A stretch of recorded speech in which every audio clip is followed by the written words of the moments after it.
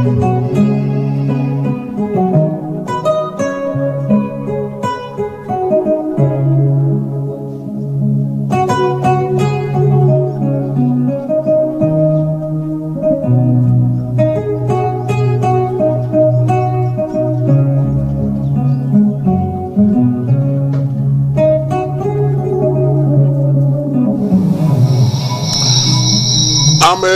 aw bela jelen fo ka aw wala ɲuman bi iye alamisa ye tubabukalo n'o ye juin kalo ale tile 6 ye bi ye bankiw olu ka baara bila bɛ senna kumaɲɔgɔnya fana bɛ senna yaasa fɛɛrɛ bɛ se ka sɔrɔ a ko la cogo min CICB kɔnɔna na bi colonel Asimi Goyita pano baaraw daminɛli baaraw kɛlen kɔfɛ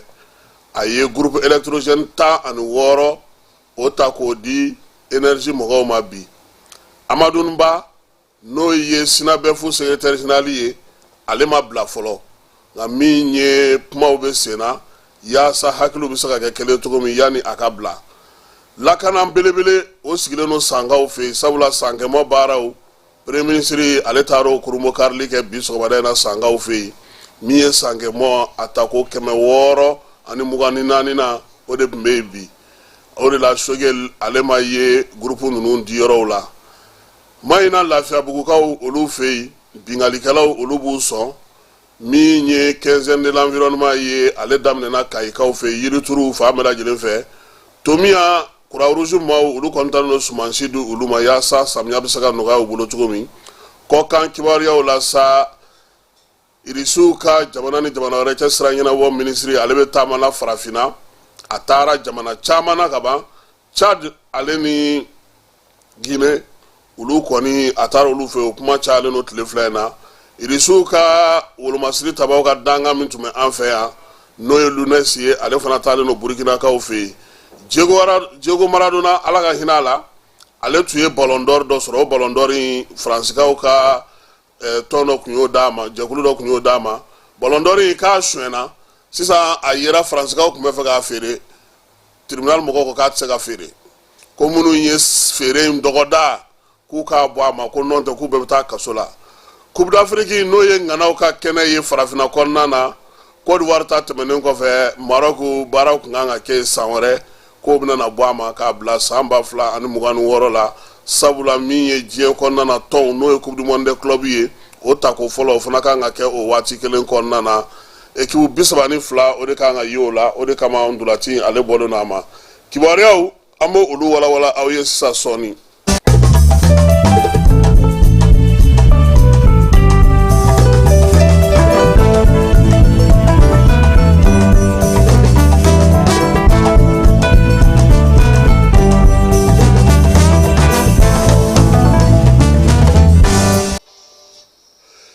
Bi sɔgɔmada in na colonel Asimi Goyita ale tun bɛ CICB kɔnɔna na juin kalo o tile 6 ka taa min ye minɛn dɔw k'olu ta k'o di n'o ye groupe électrogène ye ka di énergie maaw ma kɛnɛ kan sa ministre min bɛ courant ni jiko kunna ale tun bɛ yen ministre d'état administration territoriale fanga ka kumalasela tun bɛ yen CNT ɲɛmaaba calatigɛ jɛkulu ka taa se faso yɛrɛ ka ministrew bɛɛ lajɛlen ma o bɛɛ lajɛlen tun bɛ yen a yirala k'a fɔ sa ko min ye centrale solaire mun kɛra Sanankɔrɔbakaw fɛ olu baara daminɛlen kɔfɛ Safo ani Cagadugu Asimi Goyita kalekan don ko fo courant ko an kana taa ta kɔ kan tuguni kana n'a y'an ka jamana kɔnɔ fɛɛrɛ ni dabali o dabali bɛ sɔrɔ sa yaasa jamana yɛrɛ bɛ se ka courant sɔrɔ a yɛrɛ tɔgɔ la cogo min Asimi ale ka baara bɛ tali kɛ o la o de la ale tɔgɔ la wari min bɛ d'a ma san kɔnɔ n'o o ye fond de souveraineté ye o wari min bɛ d'a ma sa ale kɔni bɛ k'o don baaraw la baara min b'a to jamanadenw bɛ se ka lafiya cogo min groupe électrogène 15 a y'o de ta bi ka di min ye énergie mɔgɔw ma ko wa ko 10 wɛrɛ ko o bɛ 16 o de dira bi ko 10 wɛrɛ ko o bɛ sira la a bɛɛ lajɛlen 26 ye kun fɔlɔ min dira ko ni ala sɔnna ma o bɛ sɔn ka dɔ bɔ kurantigɛ la nka a t'a ban pewu dɛ Agibu Danbele ni an b'a wele ko junior jamanakuntigi nagakɔrɔmaa don min ɲɛsinnen don a yɛrɛ ka baara minnu ma n'o o ye jibondo dili ye maaw ma ale ni forage ani musaka min ni a ko ko k'o ta k'o kɛ k'o baara kɛ ale b'o ɲɛmaaya la Kulubakaw fɛ yen a ko ko a bɛ maliyɛnw fo u ka muɲu n'u ka sabali la nin waati in na ko sabula gɛlɛya mun bɛ jamana kɔnɔ bi kuranko ale nana dɔ fara a kan ka sɔrɔw k'olu dɔgɔya kosɛbɛ maaw ka baaraw k'olu dɔgɔya kuranko ntanya a ye maa caman kɛ bololankolo ni tɛgɛlankolon ye k'o de la sa jamanakuntigi a ye yamaruya di olu ma olu minnu bɛ a ka musaka min bɛ n'o ye fond de souveraineté ye n'ale kan ka kɛ œuvre sociale ye ka ɲɛsin maaw ma maa minnu bɛ yen ni sɛgɛn bɛ olu la ko sen ta ko u n'o di yaasa min ye jamanadenw yɛrɛ ye kuranko gɛlɛya o bɛ se ka ban cogo min groupe mun nana n'o o dira bi u y'a yira sa k'a fɔ ko kavya o 1650 o den 5 bɛ a la min ye minnu ye 1250 ye o fana den 5 bɛ a la min bɛ sa n'o ye kavya 1100 ye ko o den 4 bɛ a la ka taa se a tɔw bɛɛ lajɛlen ma sa ko n'i y'a fara ɲɔgɔn kan a bɛ bɛn mega 16 buruburu 8 ma min ka na kɔfɛ olu fana ye o ɲɔgɔnnaw ye wa fana u y'a yira k'a fɔ ko falenba min nana don la sa o ye k'a fɔ kɔni ale kavya olu bɛna sɔn ka caya kosɛbɛ ko n'i y'a bɛɛ lajɛlen fara ɲɔgɔn kan sa olu fana bɛ se ka taa se mega 10 buruburu 44 ma o de la minisiri min bɛ kuranko kunna n'o ye Binu Kamara ye a ko nin ye kɛnɛ ye kɛnɛ min ni olu bɛ jamanakuntigi fo kosɛbɛ a ka hakilina ɲumanw na ka ɲɛsin jamanadenw ma kuranko gɛlɛya bɛ se ka ban cogo min na min ye énergie yɛrɛ ye baara minnu bɛ ka k'a kɔnɔ ka taa centrales sigi k'olu baaraw kɛ ko o foli u ma tila o la ko jamanakuntigi balila ka na ni nin fana ye ko yaasa kuranko bɛ se ka ɲɛnabɔ cogo min maa bɛ se k'a fɔ bi kuran ji min ye basigi ni lafiya sɔrɔli ka se an ka jamana fan bɛɛ lajɛlen ma an k'an ka yɛrɛ ka kuran sɔrɔ an yɛrɛ ye ka se ka baarabaw kɛ an ka jamana kɔnɔ ko maa si tɛ se ka siga Asimi Goyita ka o la a n'a ka miiriya la ko a bɛ foli ta ka ɲɛsin a ma malidenw ko ka olu fana fo ko halisa ale minisiri a bɛ yafa deli fɛ sabula olu ka wulikajɔ n'u ka cɛsiri n'u ka ko bɛɛ kɛ kun ye min ye ale ni énergie baarakɛlaw bɛɛ bɛ se ka lafiya kuranko la cogo min ko wa ko min dilen filɛ n'u ma nin n'o ye groupe électrogène ye ko bɛna dɔ bɔ kuran ale tigɛtigɛli ba la nka a t'a ban pewu yanni baara tɔw bɛɛ lajɛlen ka sigi sen kan sa ko nin kɔni ye ko ye ko min b'a jira k'a fɔ ko don nataw la e ko Mali mago na jɔ maa la kuranko la diɲɛ fan wɛrɛ fɛ wa n'an bɔra yen an bɛ taa Sangaw fɛ yen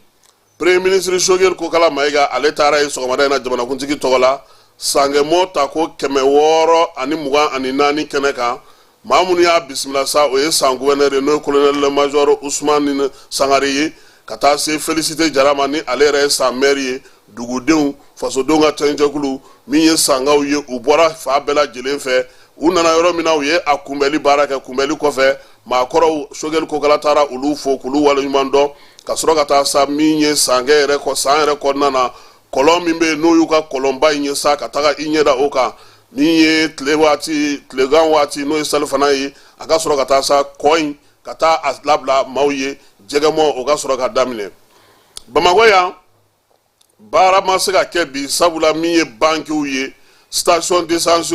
ka taa se jago bɛ kɛ ni fɛn o fɛn sa min ye warimarayɔrɔ ni assurance ye olu bɛɛ lajɛlen kɛlen don ka baara bila ko sabula u ka secrétaire général ko ale bɛ kaso la min ye maa kofɔlen ye kiiri tigilamaw olu de kɔni y'a minɛ k'a jira k'a fɔ sa ko nin waati in na halisa Amadu Ba a bɛ kaso la u ka secrétaire min bɛ yen ni ale bɛ kunnafonidiko kunna u ka jɛkulu tɔgɔ la n'o o ye Sinabefu ye Sidibe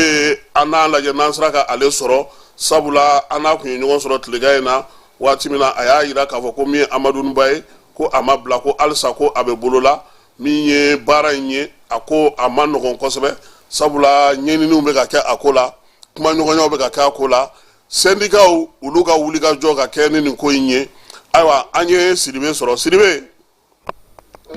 allo Sidibe ça va oui ça va très bien i bɛ Jani point ML FM sanfɛla la nin waati in na an y'a mɛn k'a fɔ ko aw ye communiqué kɛ k'a jira k'a fɔ ko min ye ba ye ko a m'a yɛrɛ sɔrɔ fɔlɔ nka ko halisa kuma ɲɔgɔnyaw bɛ sen na i bɛ se ka mun fɔ Jani mɔgɔw ye nin waati in na ka kɛ ni nin waleya in ye Kasum Traoré n bɛ foli bila ka ɲɛsin i ka lamɛnnikɛ jɛkulu bɛɛ lajɛlen ma o diyara n ye ne tɔgɔ ye Adama N Sidibe ne ye Sinabefu ka kumalasela ye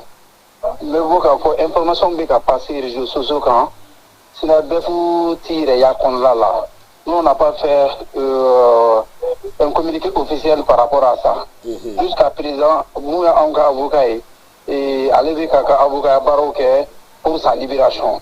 Jusqu'à présent, on peut dire que l'information fait avec à passer et réseau quand nous ne les confirmons pas. Parce que jusqu'à présent, nous, on n'est pas avec Amadoun. Et l'avocat continue à faire ce travail. Donc, c'est un peu ça. Voilà. Information dit, information. Voilà, c'est ça. Voilà, c'est pas des bonnes informations.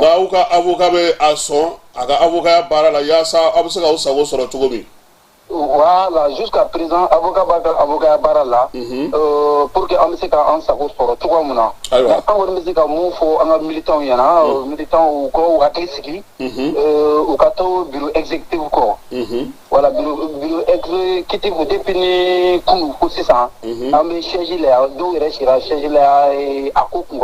donc information B qui est réelle. Parce que avec une bonne information on est obligé de donner la bonne information aux gens. Mais à l'heure actuelle que je te parle, Kassim, Amadou n'est pas avec nous. Ça, je peux confirmer cela. Si tu veux, ami, faut Adama. Oui. Nada sonama na tu ngombulo sabula sufera la fananga na émission na a évolution mi borala anatlaka isoro sukol nana. Inshallah Kassim na ma ko jorana wati amoga blala. Am barke no bela jere fo ku ka to encore ni information officielle on va leur donner. Nada sonama. Merci. Merci. Aywa ni wuye sinabe fu mo ko kumala sela no Adama S Sidibeye a bora sa ka fawye mi Amadou Baye Alsa amabla oluga avocat be barala ka keno wale akelenyi samni silima ulu ye communiquer ci ama mi syndicat magistrat ye ko ulu ko ni hakilila tikeleno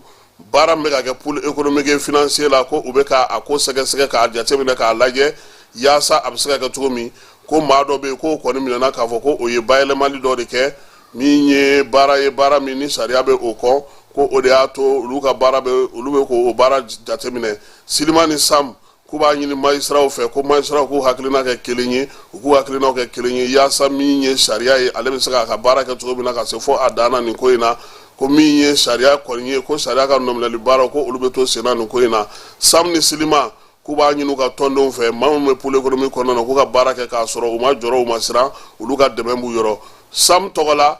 Dauda Isaka Tira ale secrétaire à la communication ale sebe fasiri Siliman togola bekay menta ale fana ulu fana ka charge la communication dangai ame min foni roina Sinabef Tomindo Tom Bilibilibado wati chama abavoka beta grevula nga jamana tabulu kama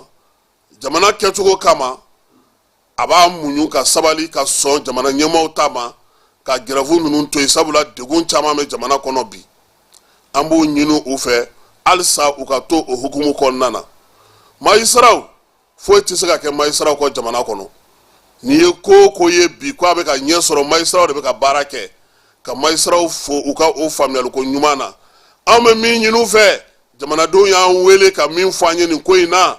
u bela jilenga barake ni hakliye u bela jilenga barake ni jamana ga nafaye ma shikana ita dusu fe ka vo kibita wale yake wale metla ka tibla nimisa keneka amba nyina tonje kulu fe ye faso kanu cogo mi ka baraka cogo mi bela jelenga jamana la fembe sanfe jamana donga la ini odeye ma kana furuku fo do ni ko ina mimina na ni kore ansigilenteni minye anga ala delite oye tonje kulu flying be u bela jeleme barala bi jamana kono ma shiti se ga fo bi ko ma israel joro ka dogolo no mala sabula minye kiri tara chogo akokera chogo président tribunal o procureur o substitut o ni bere ma Israël donc ama funyana alsa ubeka baraka chogomi faso kanuna ugato oka sina befu ma fana ku fana foku wala nyano hakli oka baraka dusuku anga obla kerefe yasa ni degun amsaka pa kuna chogomna jamana nyemo fana beka chesiri minge yasa nyega sora kola uku sinsi oka ma shi kana tonyo soro nko ina hakilima ale konna na fo sura ka bara to bela jele nyina wato mi anga boni degun konna na seri nyoko la na fana ka saka ta bangila cho alo lu ma israel yere u fana tabe bangila we u bal mari ambere tabe we ala ka nyeka dama n'an bɔra yen min ye maɲinakaw fɛ yen olu ka kin min bɛ yen ko Lafiyabugu bin taara kɛ yen maaw fɛ maa minnu ma lakodɔn ninnu ye so dakarilaw de ye baɲumankɛ tɔn dɔ bɛ u fɛ yen n'o o ye ONG dɔ ye u kɔni taara yen sa ka t'o dakari o kɛrɛfɛmaaw ka don olu fɛ yen san tun bɛ ka nalen a waati minɛn dɔw kɔni bɛ yen seerew y'a jira k'a fɔ k'u taara ni olu ye nka yan'o cɛ maa minnu filɛ n'olu bɛ dakari nin kɛ nin ye u tun ye warimugu dɔ ta dɔ fana ka sokɔnɔna na o fana ɲinɛnkumarobaatɔ ko nin san fila laban in kɔni na nin bingali kɛlenw ni nin waleya cɛjugu ninnu samiya mana se ko o de bɛ caya kosɛbɛ dugudenw kɔni y'a jira sa k'a fɔ ko maa dɔ k'u minɛ n'a ko la salon ko u tun y'o minɛ k'o kiiri k'o bila san fila kaso la u bolo n'o ɲɔgɔnnaw tora ka kɛ min ye baara ye a bɛ ɲɛ kayikaw fɛ yen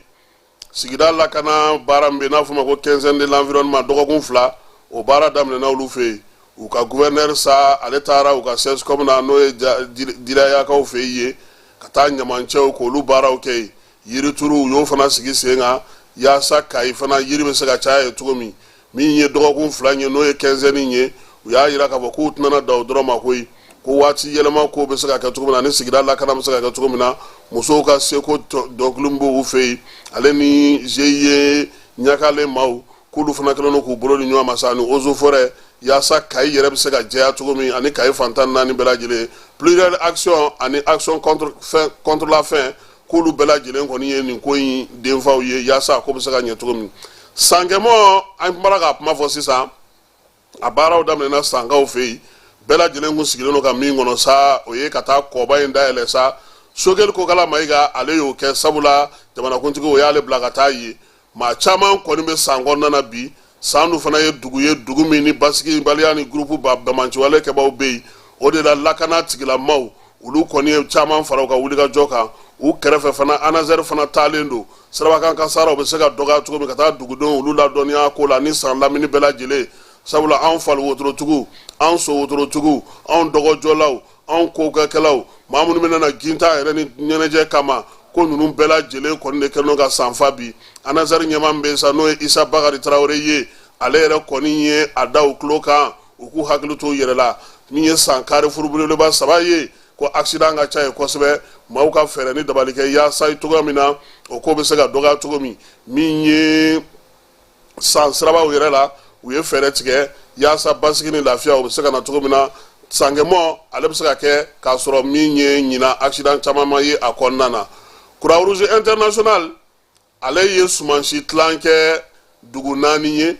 ɲɔ ale ni malo tomiya a kɔnɔna na waleya in kɔni kɛra nin kalo in tile 6 tomiya yɛrɛ dugu kɔnɔ dugu minnu bɛ yen sa n'olu kɔni b'a la sa o ye Kasɛnɛ ye Bolimaso ale ni Buasoni ka taa se Minso ma olu kɔni guwa 400 olu de kɔni ye sumansiw sɔrɔ n'o ye malo ye kilo min ye guwa 350 olu fana kɔni ye ɲɔ o sumansiw sɔrɔ min ye Croix Rouge bolofara maa min bɛ tomiyakaw fɛ yen sa ale kɔni y'a jira k'a fɔ ko nin waleya in kɛkun ye ka guwaw dɛmɛ maa minnu bɛ degun kɔnɔna na yaasa u ka se ka sumansi ɲɛnɛmaw sɔrɔ samiya in ale daminɛ na an y'a jira la k'a fɔ ko ANASER halisa ale kɔni b'i sɔn Kulukorokaw fana fɛ yen ANASER ye wulikajɔ kɛ ka taa minɛnw di ale ni dɔgɔtɔrɔ minɛnw yaasa min ye furakɛli kun fɔlɔ bɛ se ka nɔgɔya cogo min na sankaw fɛ yen gilets olu bɛ a la konu ni bateaux ni lumineux minnu bɛ se k'a to sirabakan kasara bɛ dɔgɔya cogo min na sa ANASER y'o bɛɛ lajɛlen ta ka taa di wolomasiri tabaw ma min ye Kulukorokaw fɛ yen maa minnu ye nin waleya in kɛ sa u y'a jira k'a kɛkun ye sa yaasa min ye wolomasiri tabaw ye ani lakanabaa minnu bɛ yen olu bɛ se cogo min na k'u ka baara kɛ sirabaw kan ka ɲɛ kosɛbɛ k'a sɔrɔ degun ma ye a la ani seli tɔ tora panko kelen ani ɲɛ waawa ye ko seli sagaw k'olu kɔni nalen don a bɛ daminɛ 8,000 na ka taa se 50,000 ma nin waati in na ko min ye saga kɔni a bɛ kana cogo min a bɛ kana ten saga sugu bɛɛ b'a la ko wa ko ni maa min kɔni ni bilayɔrɔ b'i bolo ko nin waati in ye saga san waati ye ko nɔn tɛ Bamakɔ yan ni seli bɛ ka surunya n tɛ san sɔngɔ bɛ da saga kan dɛ ko dun ko ye ko min n'o o b'a a saga ko tɔ bɛɛ lajɛlen gɛlɛya mɔgɔw bolo o de la bɛɛ lajɛlen sa ko maa minnu b'a fɛ ka saga san joona nin y'a san waati ye olu bolo wa fana minnu b'a fɛ fana ka saga ko sigi sen kelen kan ka se ka baara kɛ a la baara min b'a to n'u bɛ nafa ko nin ye o waleyaw olu kɛ waatiw ye u y'a yira fana k'a fɔ ko saga kɔni nalen no carrefour caman na Bamakɔ ale yɛrɛ kɔnɔna na yaasa sa ka se ka sonyali k'o dɔgɔya examenw la mɔgɔ minnu bɛ examen sujet kɔrɔw ta sa ka olu traiter k'olu bila bɔlɔlɔ siraw fɛ min ye ministre min bɛ kalanko kunna n'o ye docteur Amadou Sisa Vané ye ale kɔni ni cybercriminalité mɔgɔw bɛn'a kan ka fɛɛrɛw sigi sen kan bɔlɔlɔ sira kan maa o maa n'i minɛna o kɛwale ninnu na ni sujet kura fara kɔrɔlen kan n'a yer'i bolo kiiri tigilamaw i na tɛmɛ olu ka bolo kan Nigerkaw olu y'a yira k'a fɔ k'u bɛna fanga kura sigi sen kan fanga min n'o o bɛ tali kɛ sa Niger yɛrɛ lakana taabolo kura la min ye banbancawale ni juguwale kɛbaaw u bɛ se ka olu kɛlɛ cogo min na min ye fangabolo in ye u y'a yira k'a fɔ ko a fangabolo ni fangabolo tɔ si tɛna kɛ kelen ye Niger kɔnɔna na yaasa min ye basigi ni lafiya u bɛ se ka na cogo min na jɛkulu kɛrɛnkɛrɛnnen ko a kɔni bɛna kɛ u ka dugujukɔrɔ nafaw bɔyɔrɔ olu kɔlɔsiliw min ye yɔrɔma falenba minnu bɛ u fɛ ka olu fana la kɔlɔsi maaw n'u bolo minɛ olu bɛɛ lajɛlen bɛ se ka kɔlɔsi cogo min na ko u y'a yira k'a fɔ ko u bɛna o de kɛ u ka dugu caman na yaasa basigi ni lafiya bɛ se ka na Nizeriya sanu dingɛ dɔ o dafirila denmisɛnnin 30 kan nin y'a tile damadɔ ye sa ko tile 4 ɲɔgɔn na halisa o denmisɛnninw kɔni bɛ o dingɛ in kɔnɔna na yen maa ma se ka u labɔ u ye kibaruya in di kunnafonidilaw ma k'a yira k'a fɔ ko fo fɛɛrɛ ni dabali ka tigɛ sa yaasa nin denmisɛn ninnu bɛ se ka bɔ cogo min na Faransikaw fɛ yen maa minnu bɛ yen n'olu kan ka visa Schengen ta sa ka taa Faransi ale ni nanzarala duguw la k'u k'a bila u kunna k'a fɔ ko dɔ bɛna fara a wari kan dɛ visa Schengen ko 80 ka taa se 90 € ma min ye 10,004 ye ka taa se 10,000 ani 1,700 ko a bɛna kɛ o de ye wa ko bɛɛ lajɛlen k'a bila i kunna k'a fɔ ko nin sɔngɔ yɛrɛ in filɛ nin ye ko o bɛ denmisɛnninw kunna cogo min o bɛ maakɔrɔba kunda o cogoya kelen fana na nanzara jamanaw olu tali la nin waati in na kibaruya in k'a dira Union Européenne jɛkuluw fɛ ko wa fana ko a bɛna bila sen ka dɔgɔkun nata in na ko hali n'o y'a sɔrɔ maa minnu tun ye demande de visa kɛ k'a bila ye ka ban n'i ka papier bɛ yen n'a ma ta ka walawala ka visa d'i ma i k'a bila i kunna k'a fɔ ko faranga in ko e sen bɛ a la han min ye baara in ye ko min ye juin kalo tile 11 ko a baaraw bɛɛ lajɛlen kɔni bɛna daminɛ farafinna farikolo ɲɛnajɛ n'o o ye coupe d'Afrique ye min kun kan ka taa Marɔkaw fɛ yen ko a kun kan ka kɛ juin ni juillet san 2025 farafinna ndolacilaw ka tɔnba n'o ye kafu ye ko ale kɔni y'a yira k'a fɔ ko k'a bɔ a dɔgɔkɔrɔ ko ka na n'a ye janvier san 2026 la ko yaasa min ye coupe du monde de club ye o ta ko fɔlɔ min kan ka kɛ ni tɔn 32 kan ka ye o la ko bɛ se ka kɛ cogo min ko kibaruya in kɔni dira yɔrɔ min kafu ale secrétaire général n'o Véran Mosengomba Omaye k'o de kɔni y'a kibaruya don ko kunnafonidilaw olu ni Algérie yɛrɛ taw k'olu caman ye kibaruya in ta k'a jɛnsɛn fan caman fɛ ko ka se ka Maroc ɲagari labɔ ni a ko ye sabula Algérie ni Maroc cɛ bɛn tile tɛ yen bi cour d'appel min bɛ Versailles kaw fɛ yen a kun yirala k'a fɔ sa ko min ye ndula ballon d'or min bɛ yen n'o kun sɔrɔla Diego Maradona tɔgɔ la n'a kun suyɛnna 86 ko a suyɛnnen ko a yira Faransikaw kun ko olu bɛna n'a tɔnɔmada k'a feere min ye vente aux enchères la Versailles cour y'a yira k'a fɔ k'o tɛ se ka kɛ ko a bɛ segin a somɔgɔw ma de wa a bɛ segin a ka mɔgɔw ma ko yaasa ko in bɛ se ka nɔgɔya cogo min na halisa Faransikaw fɛ yen u y'a yira k'a fɔ ko min ye Kylian Mbappé ale tɔgɔla mayo min n'o kan ka taa Real Madrid maaw fɛ yen ko wulikajɔ kɛlen n'o nɔfɛ n'o ye numéro 9 ye min ye euro wari ale 150 k'a mayo den kelen bɛna feere o de la wa ko kabini sisan ko bisikiw bɛɛ lajɛlen minɛnw minnu kan ka minɛn hakɛ min sɔrɔ a kɔnɔna na k'o bɛɛ lajɛlen banna Faransikaw fɛ yen ka ban wulikajɔw bɛ sen na sa yaasa min ye mayo in ye bɛɛ lajɛlen bɛ se k'a sɔrɔ cogo min na ko denmisɛnninlakaw ko olu de kɔni ka kuma ka ca la kosɛbɛ yaasa olu bɛ se k'a fɛn cogo min na an bɛ segin sa nin waati na ka taa Makangaw fɛ yen min ye an ka maaw ye n'o ye an ka cɛden ye n'o ye Jawara ye ale kɔni bɛ yen a ko nin waati na k'an ka mɔgɔ bɛ ka labɛn kɛ ko ka bɔ Maka Medine ka taa Maka u ye a yira k'a fɔ ko o baaraw kɔni bɛɛ lajɛlen daminɛna min ye Makangaw olu fɛ yen u tilalen Medina sigi kɔnɔna sisan u bɛna u kunda Maka de kan baara min kan ka k'o kɔnɔna na Ibrahim Jawara an ka jɛ k'ale lamɛn. Alhamdulillah, alhamdulillah, alhamdulillah. Ambalma Slameu, bi Arabadu Abaina, no Bena, juin Kalo Kledouma, le 5 juin 2024. Alhamdulillah, Madine, Mali Hijidin follow, ou commence à la ben sabati, ou Kunda Katamaka, Churameno Beta Imwake, ou comme Madine Sigi, alhamdulillah, Bilaramin, Abalaka Noura, Doni. Banga délégation follow ulu flaka laben sabatini watina bi somadena alhamdulillah mercredi no bena juin kalo kle douma le 5 juin madina kono angani hotel bayna jawharatu rashid kula be alhamdulillah rabbil alamin kanamuta chawni muso be namuta alhamdulillah délégation follow obe wuliya ko kunda kata maka nu sera maka obeta imwake ni murabana ubeta ko hotelula alhamdulillah rabbil alamin okuma onya bala chugo mina sa alhamdulillah la be on be sabatlendo bagaju bala ka jigi minon bala ka jigi kadaka madne sigi abala ka nora doni anga délégation folo mu sera alhamdulillah premier vol deuxième vol la be ka sabati doni chuga mina kamagina bla ko kunda kata maka alhamdulillah rabbil alamin ambalma aslameu okuma ni ngali aya tengu hijiden dola uka do don kai kadaka ube namu ye fembai uka do ke jamanai bi araba do abaina mado kumana uli do mindu o de flani ambi do ka fasui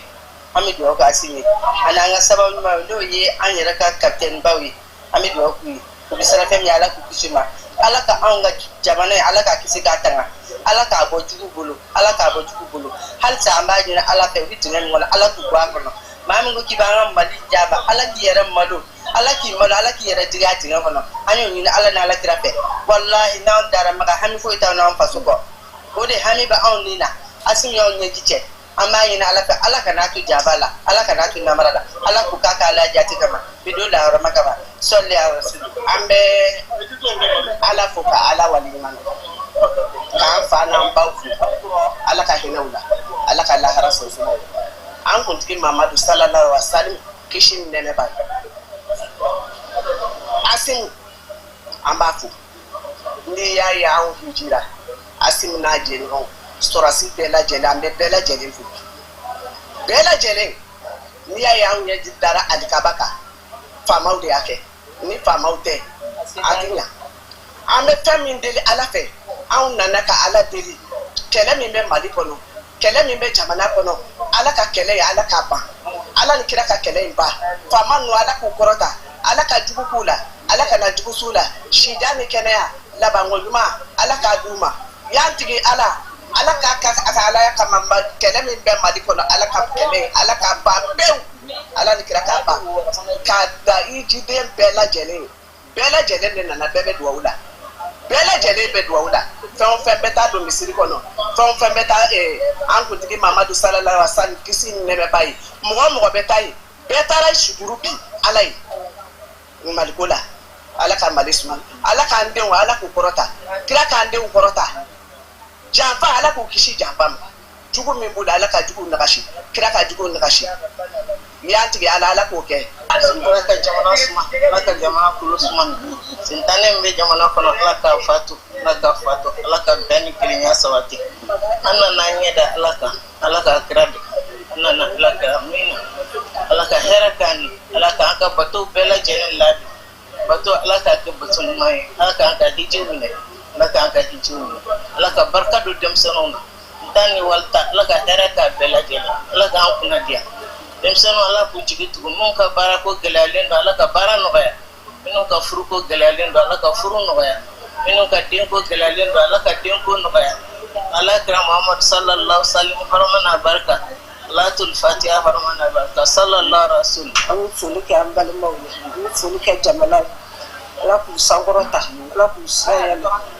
ala ka barika don denmisɛnninw na ala ka kisi ni tara kɛ ala k'an balimaw ala k'u bɛɛ sɔn ala ka jamana kolo suma an bɛ Asimu fo a y'an kisi ala k'a kisi a y'an tanga ala k'a tanga kiba kanu kosɔn an bɛna taa maga ni ala sɔnna ma an bɛ dugawu kɛ an balima bɛɛ lajɛlen silamɛ bɛɛ lajɛlen ala ka hɛrɛ kɛ bɛɛ ye ala ka jamana kolo suma kɛlɛ min b'an kan ala k'a bɔ an kan ayiwa alhamdulillah an balima silamɛw an b'a fo ni ka walimadɔ bi araba dia bayna sa juin kalo kile du le 5 juin 2024 mali hijido gouvernement ga hijido ni la do sabati inshallah kan namuta bunu kunda magan ka alhamdulillah rabbil alamin o kuma magin magan takata na bi araba dia bayna inshallah juin kalo kile du u beta maganu sera maga u beta imwake alhamdulillah rabbil alamin o kuma mi do ke ya rabbi hasa to alaka no inshallah anga hijido woni magine sigi ya no ga to inshallah abaw funi ga wal mando aw kambe wati inshallah wassalamu alaikum. Awa Ibrahim an yɛrɛ b'i fo k'i waleɲuman dɔn nka Amara makan ko in ma nɔgɔn dɛ an ka maliyɛn minnu bɛ yen olu ɲɛna ko sugunikura don olu tun bɛ bɔ sa u yɛrɛ ma ten k'olu bɛ taa yɔrɔ mun ka d'u ye Amara a yiral'u la k'a fɔ n'i bɛ bɔ yan Magan i tɛ bɔ i kunfɛ ten dɛ i tɛ taa i kunfɛ ten wa min ye sariya minnu bɛ Magankaw fɛ yen kuma tɛ n'i ye hijiden ye i kan ka baara kɛ hukumu minnu kɔnɔna na u y'olu bɛɛ lajɛlen dantigɛ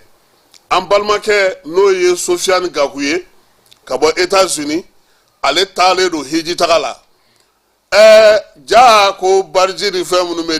dikun bɛ u la koyi an ka jɛ ka Sofiane lamɛn fɔlɔ yanni maa minnu ye gɛlɛya sɔrɔ an k'olu sɔrɔ an ka Sofiane ale lamɛn ale ye min fɔ an ye nin ko in kan. Kuro Kasim, salam alaikum.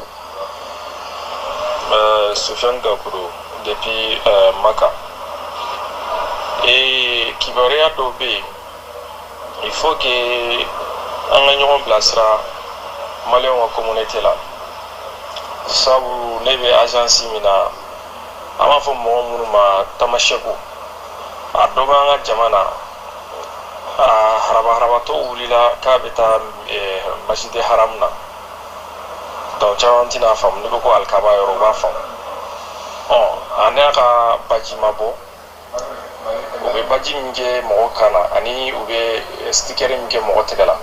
k'a yira k'i ye hijiden ani ni si ma bɔ a n'a ka passeport ma bɔ a n'a ka visa ma bɔ polisiw y'a minɛ on a fait 24 heures an t'a kibaruya kalama donc polisiw y'a ta ka taa a bila fo Jida ni yɔrɔ dɔ frontière la parce que u ma identification sɔrɔ a la bon ala y'a kɛ a ye mɔgɔ dɔw ye a ye Mali consulat ko kuma f'u ye olu taara bila Mali consulat la bon o y'a sɔrɔ an ka groupe la maa min bɛ yan o ye alerte di consulat la donc a nanen ye olu y'a bisimila ni ka sɔrɔ ka a bɛrɛbɛrɛ ka don Mali consulat mobile kɔnɔ ka n'a bila fo an ka hôtel la yan donc Mali communauté min bɛ Jida ani Mali ka baarakɛla minnu bɛ Jida an b'u fɔ o baara ɲuman na sabu ka d'a kan kibaruya in kɛra cogoya min na komi kibaruya bɛ cogoya min na maanifinw k'a faamu bɛɛ k'i hakili to i yɛrɛ la an bɛ wale jamana na u ka maaw ka luwaw respecté o tɛmɛnen kɔ an ka gidi dɔw fana bɛ yen olu fana tun taatɔ kun don haramu na n'o ye masjidi haramu ye siraba kelen minnu b'a fɔ Kalil route Kalil u y'olu fana lajɔ n bɛna tila ka ale yɛrɛ ka kumakanw ci i ma min tɛmɛna olu ni polisiw cɛ ɲinan u kɛlen don ka c'est-à-dire sécurité yɛrɛ de bonya sabu ka d'a kan ko maa caman donna ni tourisme visa ye avant hijikɛlaw ka don donc u ka système kɔnɔ u tigilamɔgɔw ma bɔ donc dɔw bɛ fɛ ka u den k'u bɛ hiji kɛ ni o ye donc o de kama sisan n'u ye maa ma minɛ ko i ka baji t'i kan na soit sticker min bɛ kɛ tɛgɛ la o t'i la u t'i ɲɛɲini yɛrɛ u b'i ta kɛ labɔ donc kuma ladilikan ninnu k'a yira maliyɛnw na fɛn fɛn nana hiji la hali n'i ka baji ma dilan n'i bɛ bɔ i ka visa photo ta i ka téléphone na soit i k'i ka visa papier n'a pɛrɛntɛlen b'i bolo i n'a ka bɔ an ka ni polisiw bɛ karaw kɛ ɲɔgɔn na o bɛ se k'i sauver n'i kɔni bɔra ka sɔrɔ i n'i ka visa ma bɔ i n'i ka baji ma bɔ n'u y'i minɛ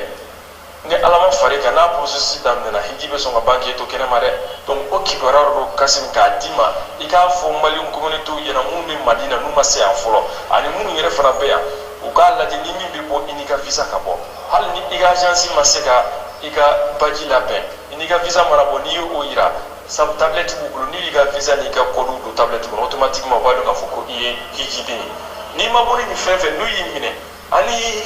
hiji yɛrɛ an nakun ye min ye an n'o tɔ man ca tuguni ko n'u taar'u bila kaso la ka taa processus dɔ daminɛ i da la i ye nin wariba in bɛɛ bɔ a bɛ kɛ fu yɛrɛ o kibaruya de kun don salamu aleykum. Assalamu alaikum wa rahmatullahi wa barakatuh. Shabakatul Munazimin k'aw bɛɛ lajɛlen fo k'aw waleɲuman dɔn masata ala deli ala k'an bɛɛ sabama ala ka hɛrɛ k'an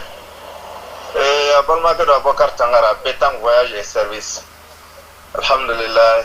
an kɔni an bɛ Maka n'an ka hijidenw nin ye kibaruya de ye n bɛ fɛ ka min partage ni bɛɛ lajɛlen ye ka da bɛɛ lajɛlen tulo kan alhamdulillah an bɛ Maka ni heure in na ni wagati in na 1 heure moins Maka yoma sulasa ni don na an bɛ ka taa haramu la ihram bana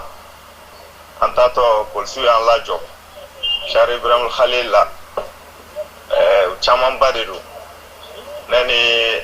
Sheikh Imam Jai Baban Jai donc ko tasiri ye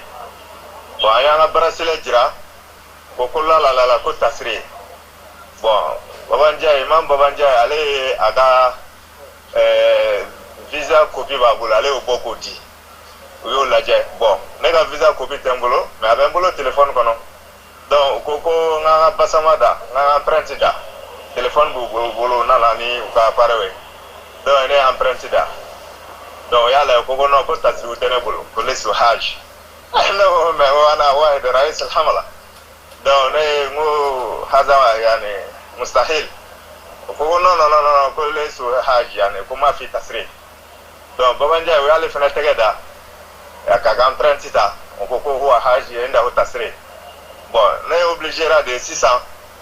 ka don n ka téléphone kɔnɔ ka n ka visa labɔ k'o d'u ma u ka sɔrɔ ka o ta tuguni o don u ka yani machine kɔnɔ ka téléphone la ka a lajɛ ka sɔrɔ k'a ta kidu kɛ donc u b'i photo ta jaw kun y'an photo ta donc ka photo ta ka essayer ka mukarana kɛ o ni visa yani visa sura la visa photo la donc ka sɔrɔ ka a fɛnw kɛ quoi bon ne ko maintenant sisan ni mɔgɔ min ni a tɛ nin dɔn wahid mujaradul hajj hijide simple a ka visa t'a bolo a tɛ nin ko ninnu ɲɛdɔn n ko b'a kɛ cogo di ko finalement o b'o minɛ ka taa yani n ko haza muskila ko non ko ne ka taa dɔrɔn ko olu b'u ka baara de la voilà donc ne bɛ fɛ ka min fɔ dɔrɔn ni a ka hijidenw bɛ bɔ a y'a f'u ye u n'u ka visaw ka bɔ ni hijiden bɛ taa yɔrɔ o yɔrɔ Maka n'u bɛ bɔ ka taa yɔrɔ o yɔrɔ u n'u ka visa ka bɔ ka visa bila u kunna ka bɔ u kana ɲinɛ visa kɔ pewu parce que n'u y'i minɛ na u bɛ taa ni u b'i lajaba ni ala ma fara i kan i b'i hiji yɛrɛ arate i tɛ se ka muskila yɛrɛ sɔrɔ tuguni ala k'an kisi ka bɔ o ma donc filanan fana ye min ye vraiment min ye bracelet ko ye u tɛ k'a ta ba la kosɛbɛ dɛ u tɛ k'a ta ba la kosɛbɛ parce que an bolo ni bracelet b'i tɛgɛ la yani o ye fɛn dɔ ye quoi mais franchement ko k'u ka sira t'o la donc ni kibaruya de bɛ yen ka da bɛɛ lajɛlen tulo kan ko en tant que kɔni ihramu b'i la dɔ y'o fɔ an ye yani kɔfɛ an ka maliyɛn dɔ an ni o tora baro la ko en tant que ihramu b'i la vraiment u b'i sɛgɛsɛgɛ kosɛbɛ quoi u b'i sɛgɛsɛgɛ kosɛbɛ bon an yɛrɛ ka laɲini ye tiɲɛ yɛrɛ la k'a fɔ ko mɔgɔ min ni hiji taasira t'i bolo vraiment i kana se ka na mɔgɔw senkɔrɔ la ka mɔgɔw tɔɲɔ parce que mɔgɔ caman de donna ziyara la il paraît que o akhbaru de b'u bolo donc u bɛ ka mɔgɔw sɛgɛsɛgɛ quoi u yɛrɛ tun kɛ bɛ ka mɔgɔ caman minɛ mɔgɔ dɔw tun bɛ mobili kɔnɔ inshallah u bɛ ka mɔgɔ minnu minɛ a la ayiwa ala k'an bɛɛ kisi hiji in kɛ ko ɲuman ala k'o nɔgɔya ye ala ka sababu ɲuman kɛ